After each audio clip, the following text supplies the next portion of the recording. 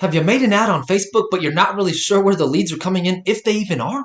Well, if that's you, I got you covered. What's up, everyone? It's Brandon Melvin bringing you the real estate tip of the week for all you realtors out there. Alright, so in this video, we're going to cover just that.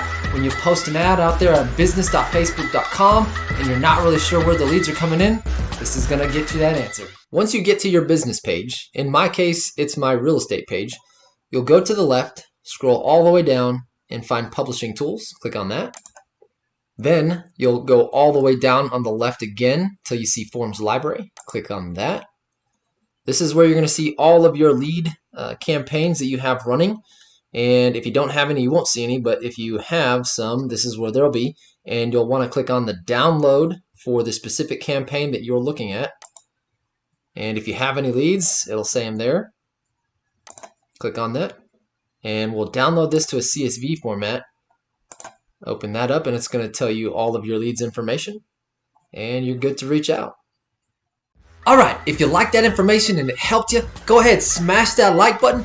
And if you want to be notified every time I put out more content that's going to be helpful just like this, go ahead, subscribe and hit that bell so you're the first one who is notified every time I put out content.